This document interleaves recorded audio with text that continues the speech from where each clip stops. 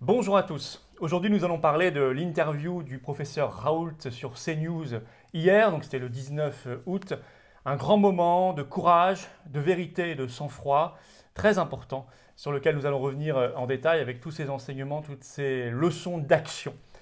Avant cela, je vous demande de prendre votre carte orange, d'adhérer au Patriote. Il y a un lien en description pour adhérer directement sous cette vidéo, également en commentaire épinglé. Puis en fin de vidéo, vous cliquez sur l'écran pour un lien direct pour adhérer, avoir votre carte orange d'adhérent aux Patriotes, parce que nous menons un combat que peu mènent, très peu mènent, et donc on doit le mener tous ensemble. On est nombreux dans le peuple, on est très peu dans la vie politique française, et donc j'ai besoin de vous, n'attendez plus, venez aux Patriotes, on est beaucoup plus fort en étant unis, ensemble, et dans la vérité de nos convictions pour la France et pour la liberté. Merci.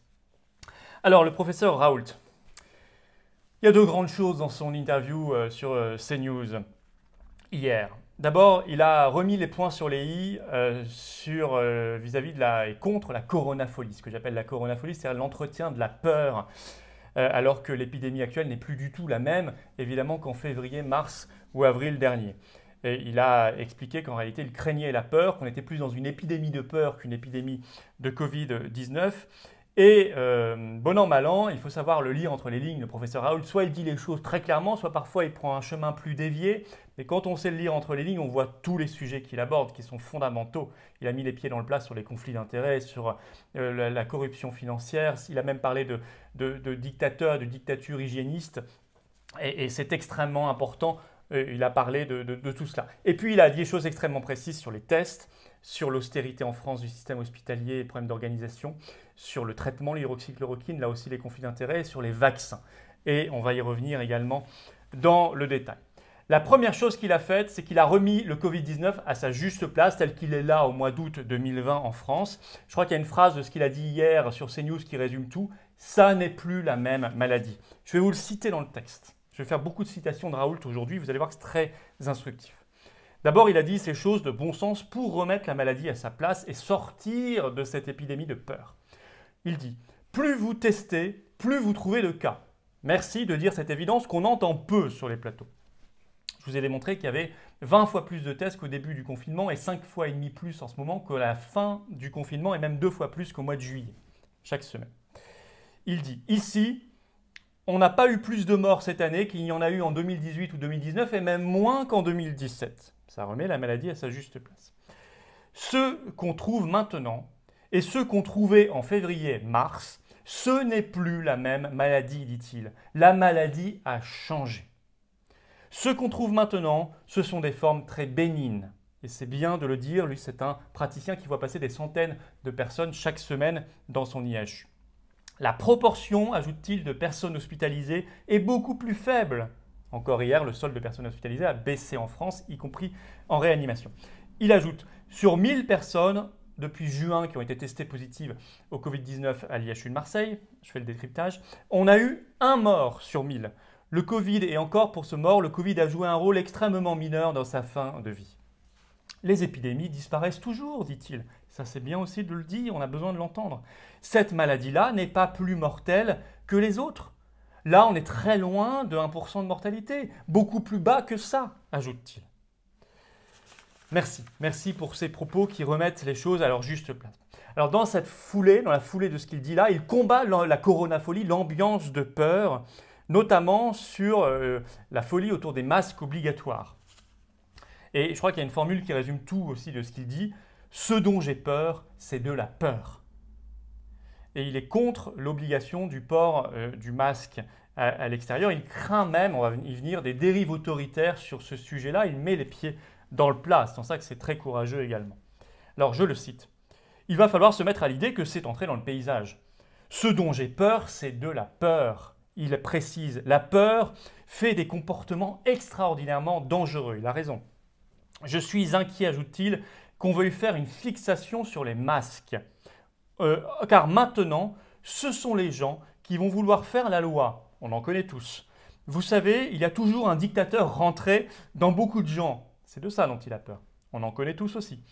Il risque d'y avoir des tensions, des bagarres, il y en a déjà eu. Moi, j'aurais préféré qu'on en reste à un niveau de recommandation plus que d'obligation. Il le dit clairement. Il faut se calmer. Il faut faire des recommandations de bon sens, comme se laver les mains par exemple, ça c'est très bien. Cette tension n'est pas justifiée par les nombres. Les nombres, il veut dire le nombre d'hospitalisés, de réanimés et de morts. Plus on s'affole, moins on soigne bien les gens. Plus on s'affole, moins on soigne bien les gens. C'est bien de le dire, c'est très vrai. La peur, l'affolement nous amène à faire des choses inefficaces, irrationnelles et inefficaces. Il faut sortir de l'irrationalité. On n'organise pas de lutte en ayant peur, précise-t-il, ce qui est vrai dans tous les domaines. Il ajoute encore, contre cette ambiance de peur, « Faut se calmer », s'emporte-t-il. C'est pas pire que la grippe, faut pas s'affoler. S'il n'y a pas de signe, il ne va rien vous arriver. Il faut se calmer, rajoute-t-il. Il ne faut pas se disputer parce qu'il y en a un qui n'a pas de masque et commencer à se battre. On va bientôt avoir des meurtres. Il faut se calmer, dit-il pour la 3e fois. C'est une maladie virale comme une autre. Encore actuellement, il n'y a pas de drame. Les chiffres lui donnent parfaitement raison et ce qu'il voit lui donne de toute façon raison. Lui, il est praticien, il voit beaucoup mieux que nous les malades et les choses. Et là, il met les pieds dans le plat sur la crainte de dérive autoritaire actuelle. Il dit, je le cite, « Chez les hygiénistes, je redoute le goût du pouvoir de contrôler les autres, je redoute ça. Ceux que je connais ont un fond dictatorial assez prononcé. » Il pose le mot. « Je vois émerger ça avec les masques, et ça réveille des choses que je n'aime pas. » Voilà le décor extrêmement bien posé. Contre la coronafolie, l'ambiance de peur, pour la rationalité et donc l'efficacité. Ce qu'il dit là, évidemment, dérange profondément les tenants de l'entretien de la peur et de la terreur.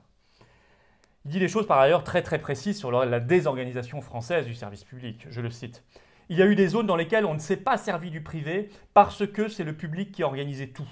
Dans l'Est, où il dit connaître des médecins, à un moment, on n'a pas utilisé les réanimations privées alors que les réanimations publiques étaient pleines. » Ça, c'est gravissime. Mais on l'a tous vu et entendu, et on a eu des témoignages de cliniques privées, alors qu'ils se proposaient. Ça, c'est dramatique. Notre pays a eu un problème d'organisation très sérieux. Et lui, il a préconisé encore hier dans cette interview, ce qu'il avait déjà fait, la constitution de 7 gros IHU du style de Marseille partout en France pour mailler le territoire national. Je crois qu'il a raison dans cette vision des choses. Il dit par ailleurs des choses très importantes sur les tests de dépistage Covid-19 en précisant qu'il y a 20% de faux positifs, 1 sur 5, ce qui est quand même beaucoup. Je le cite. « C'est mieux de faire des tests que de ne pas faire de tests. » Lui, il le fait depuis janvier. Pour le Covid, on a 20%, 1 sur 5 qui est un faux positif. Ça veut dire qu'il faut le vérifier. C'est beaucoup, 20%. Et ça, évidemment, c'est une information aussi qui ne nous est jamais donnée. Il dit aussi des choses très précises, et là aussi il met les pieds dans le plat, sur le traitement. Il revient sur l'hydroxychloroquine, azithromycine, notamment l'hydroxychloroquine. Et là, défend son traitement avec ce qu'il voit lui-même. Et puis il va aller plus loin ensuite, vous allez voir, il va implicitement dire que c'est une affaire de gros sous, cette campagne de discrédit de l'hydroxychloroquine. Et il attaque là, notamment, la collusion avec les gros laboratoires. Il parle du remdesivir, de Gilead, vous allez voir. D'abord, il défend l'hydroxychloroquine.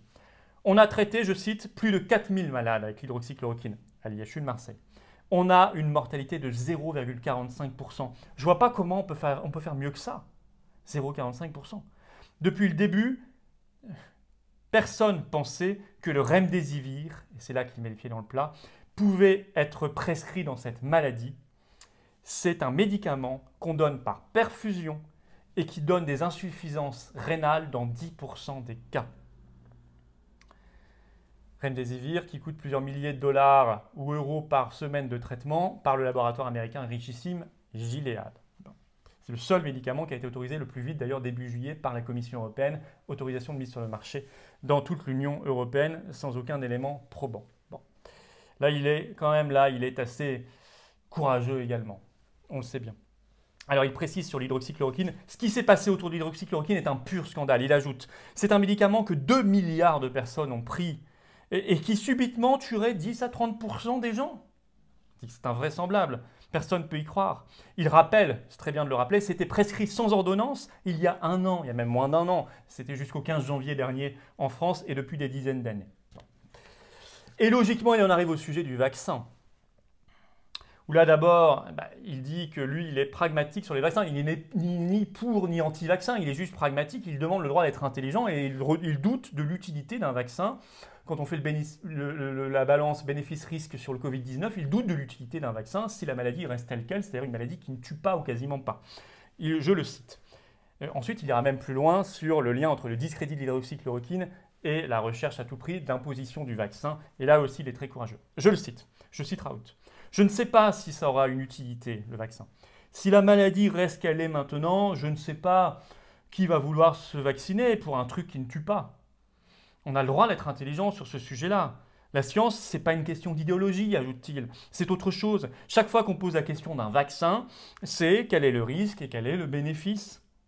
Essayons d'être pragmatiques. On détecte les gens, on les traite. Sous-entendu, on n'a pas besoin du vaccin. Si la maladie reste telle qu'elle, on détecte les gens, on les traite. On les isole, on les traite. C'est tout à fait ce qu'il a préconisé depuis le début. Et là, il va plus loin. Et il cite cette chose-là très importante. La FDA, c'est-à-dire l'agence du médicament américaine, a écrit, rappelle-t-il, « Nous ne validerons un vaccin que s'il n'y a pas de traitement qui marche. » Il ajoute, ce qui explique sûrement aussi la guerre contre l'hydroxychloroquine. Car comment, ajoute-t-il, expliquer cette guerre complètement folle, délirante contre l'hydroxychloroquine? Et il fait un rappel historique, c'était au moment de la guerre du Golfe, sur des soldats américains, une histoire de vaccination. Je le cite, « Il y a 100 soldats américains qui sont morts de la vaccination contre la variole au moment de la guerre du Golfe pour une maladie qui n'existait plus. » Donc, en revendiquant le droit d'être pragmatique et intelligent, il tire une sonnette d'alarme et il parle de cette campagne de discrédit de l'hydroxychloroquine, campagne mondiale. Il finit par ces termes qui sont très politiques. Je le cite. « On est entré dans un conflit politique de censure. Vous avez vu, Facebook a censuré des publications sur l'hydroxychloroquine, ce qui est une chose inouïe. » Et il finit prophétique. « L'histoire sera impitoyable avec ce qui s'est passé là. » Espérons que les gens et les peuples le seront avant même l'histoire. Alors, il y a beaucoup de courage dans tout ce qu'il dit, dans ce que dit, soit explicitement, soit entre les lignes, quand on sait bien le lire, le professeur Raoult sur CNews. C'est probablement son interview la plus forte depuis le début de cette crise, la plus forte. Et là, d'ailleurs, où il était le plus serein et le plus calme, donc le plus convaincant. C'est ça qui est très très fort. Et beaucoup de courage car il remet en cause de très gros intérêts. Et il sait qu'il est très écouté et même très aimé par beaucoup de Français. Il faut aussi le lire entre les lignes, je le disais. Et ses ennemis savent eux très bien le lire entre les lignes. C'est pour ça qu'il a beaucoup de courage. D'ailleurs, il a été immédiatement accusé. Tout de suite après son interview, vous avez eu un article dans Yahoo Actualité repris par Gala.fr. Nouvelle sortie polémique du professeur Raoult sur les vaccins. Et oui, évidemment, ce que je vous ai lu sur les vaccins peut parfaitement déranger. Et puis en réponse, moi je sais le décrypter, il y a eu un tweet posté à 10h16 sur son compte, c'est-à-dire quelques minutes après la fin de l'interview du professeur Raoult, du professeur Gilbert Deray. Vous savez qu'il est depuis le début très anti-hydroxychloroquine, très anti-Raoult, très pro-Gilead.